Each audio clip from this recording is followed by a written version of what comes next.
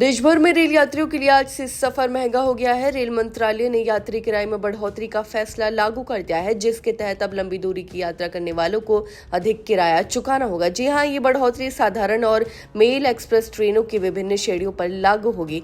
वहीं रेल मंत्रालय की ओर से गुरुवार को जारी अधिसूचना के अनुसार 215 किलोमीटर से अधिक की यात्रा करने वाले यात्रियों को अब अतिरिक्त किराया देना होगा। साधारण श्रेणी में प्रति किलोमीटर 1 पैसा, जबकि मेल एक्सप्रेस ट्रेनों की गैर वातानुकूलित और सभी वातानुकूलित श्रेणियों में प्रति किलोमीटर 2 पैसे की बढ़ोतरी की गई है। वहीं आपको बता दें कि मंत्रालय ने इससे पहले 21 दिसंबर को ही संकेत दे दिया था कि 26 दिसंबर से किराए में संशोधन लागू किया जाएगा।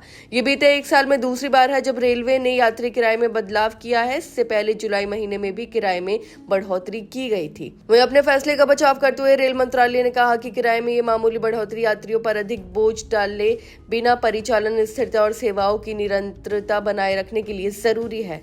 वहीं मंत्रालय के अनुसार इसका उद्देश्य यात्रियों को किफायती सेवाएं उपलब्ध कराते हुए रेलवे के संचालन को संतुलित बनाए रखना है। साथ ही रेल मंत्रालय ने यह भी स्पष्ट किया कि उपनगरीय सेवाओं और सीजन टिकटों के किराए में कोई बदलाव नहीं किया गया है, जिससे रोजाना सफर करने वाले यात्रियों को किसी तरह की परेशानी न हो। वहीं ये संशोधन किराया संरचना उपनगरीय और गैर उपनगरीय दोनों रूटों पर लागू होगी। गैर एसी श्रेणियों जैसे द्वितीय श्रेणी सामान्य, शयनयान श्रेणी सामान्य और प्रथम श्रेणी सामान्य के किरायों को दूरी के आधार पर तर्कसंगत किया गया है।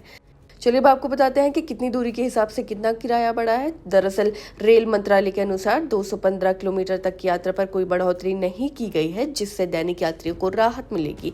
वहीं 216 से 750 किलोमीटर की दूरी पर 5 रुपए की बढ़ोतरी होगी। 751 से 1250 किलोमीटर की दूरी के लिए 10 रुपए अतिरिक्त देने होंगे। 1251 से 1750 किलोमीटर की दूरी पर 15 रुपए बढ़ेंगे। वहीं 1751 से 2250 किलोमीटर की यात्रा पर 20 रुपए अधिक चुकाने होंगे। वहीं राजधानी शताब्दी, दुरंतो, वंदे मातरम, तेजस, हमसफर, अमृत भारत, गरीब रथ, जन शताब्दी, अंत्योदय, गतिमान, युवा एक्सप्रेस और नमो भारत रैपिड रेल जैसी सभी विशेष ट्रेनों में भी श्रेणी के अनुसार यही बढ़ोतरी लागू की गई है। हालांकि रिजर्वेशन शुल्क, सुपरफास्ट चार्ज और अन्य शुल्कों में कोई बदलाव नहीं किया गया है। जीएसटी भी पहले की तरह ही लागू रहेगा।